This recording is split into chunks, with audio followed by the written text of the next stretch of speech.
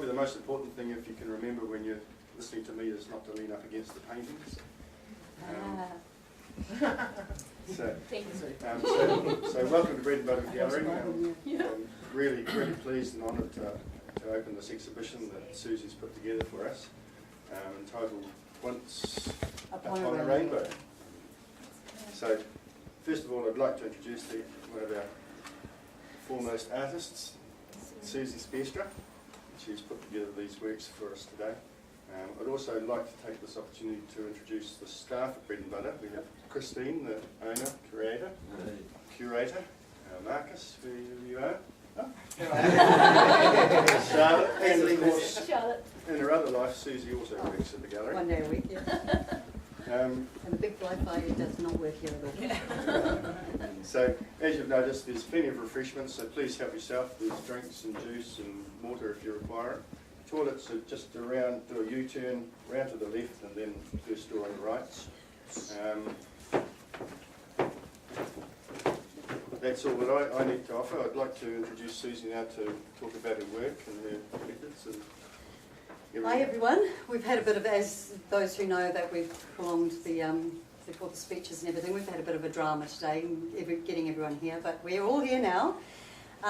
My exhibition, Once Upon a Rainbow, has several. First of all, actually, before I go any further, thank you very much to my younger sister, my beloved younger sister, who went back and got my other beloved, my son, and his partner and little dog that got stuck on the Kopu Hills. So, yeah, thank you very much. I really appreciate that. Yeah, Once Upon a Rainbow is I've titled that exhibition for several reasons. One of them is the fact that I'm a colourist, and I always used to have all my felt tip pens and all my pastels, my Mungo pastels that my mum bought me when I was 7, were always colour coordinated the way that a rainbow is. Those who know me know that it's been 8 years since my last exhibition, and just over a year ago Dad died. So first exhibition without Mum and Dad here. So it's been a very emotional time trying to get it all together, and they would be really proud because today I'm an artist again since Mum got sick. So yeah. Right, and the other, while I was actually on the way here thinking, what am I going to call it, I pulled over because we were doing a photo shoot, and Chris called me and said, are you nearly here? And I said yes, and I looked up and there was this massive double rainbow, like and I've never seen so many rainbows in my life since I started painting this exhibition. So that's what it's about. The other thing that it's about is, as any artist that is here knows, I know Gary Nevin's here, the struggle between when you start out to when you actually get to the place in your life where you really want to be, and that place being the life beneath the rainbow, is really tough. So it's a really, life beneath the rainbow to me is making the place where you are your home, your happy, your heart, you know, whether it's the food that you put on the table or the family that you have around you. For me, my heart always belonged to Hahe, as you can possibly tell, and has to our whole family all our lives. And for me to actually end up within kilometres of Hahe on a lifestyle block with my partner, our kids, everybody, family comes down and everything, it's just such a blessing.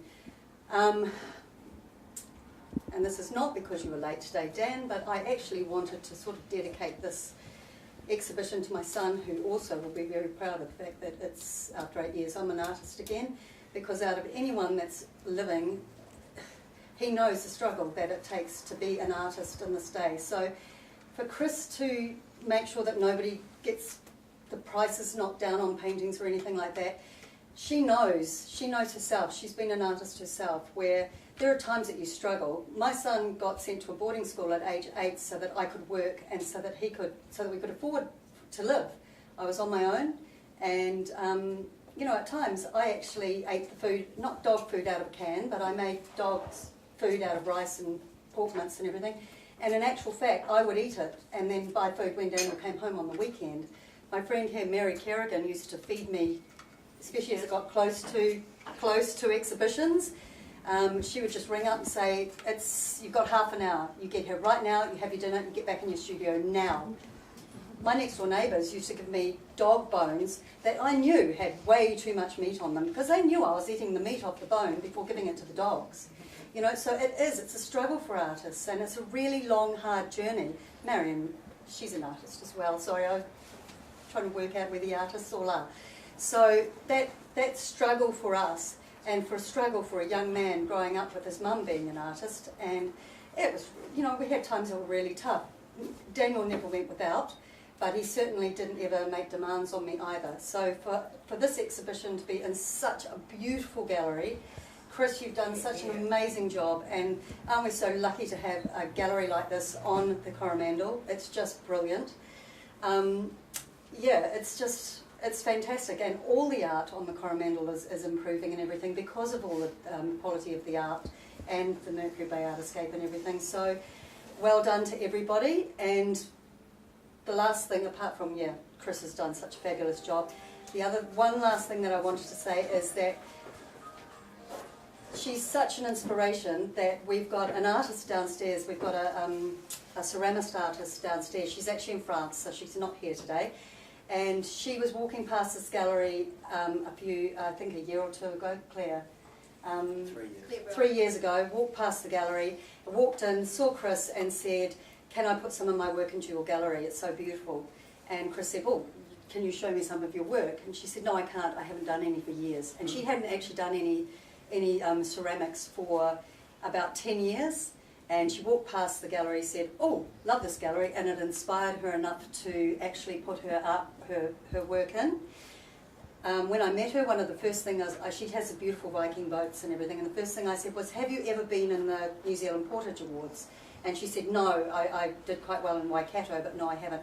We just found out last weekend, while she's in France, that one of her pieces has actually been accepted by the New Zealand Portage Ceramics Awards, which is huge. It's an international event, and she has been accepted, and so her work will be shown in the museum. It will go up for the titles. So how's that for inspiring? That's 3 years, and that's just amazing. So anyway, everybody enjoy the weekend, and thank you all for coming along. That's brilliant. Thank you.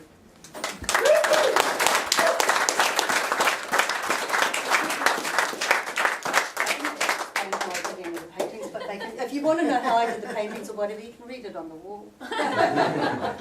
Thank you, Suzie, for your wonderful effort and beautiful, beautiful works. I'm absolutely honoured to have your works here. Thank you, Chris. That's really cool. I appreciate that. And look at the gallery space. I mean, jeepers. That's fantastic. Okay, so now I can sit down and get off my shoes. I've never had such high shoes in my life. Oh, actually, there is one title I need to explain. Okay, so I told you that we've all been, all of these paintings, it's sort of like timeless. I mean, there's no date or time or anything that they were. It's not modern. It's from back in my past. Maharangi Island in Hahei, it didn't have trees all over it. It was actually a farm. So it was a sheep farm. So that's Maharangi Island, and is the waves, the way that the cross action comes across at Hahei. That's what it used to be like when we'd be playing. That painting is called 10. My son named it 10 because I'm dyslexic with numbers, but in actual fact there's a giant 10 in it. And he laughed, he thought that was really funny. But then it was afterwards that I also remembered that we were in the sand dunes at the Hahei Beach Resort for years. We had a caravan up there. We started out in the Top Cat, which was like a pop-top thing where a tent came out of a trailer. Then we ended up in a caravan there, and then eventually Mum and Dad bought it down in Hahei.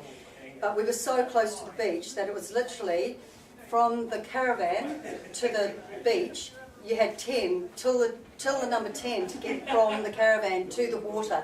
And you had to get over a fence and all the... So it was 1, 2, 3, 4, that's why that's called 10, because by the time it got to 10, you had to be at the sea. So that's why it's called 10. Thank you.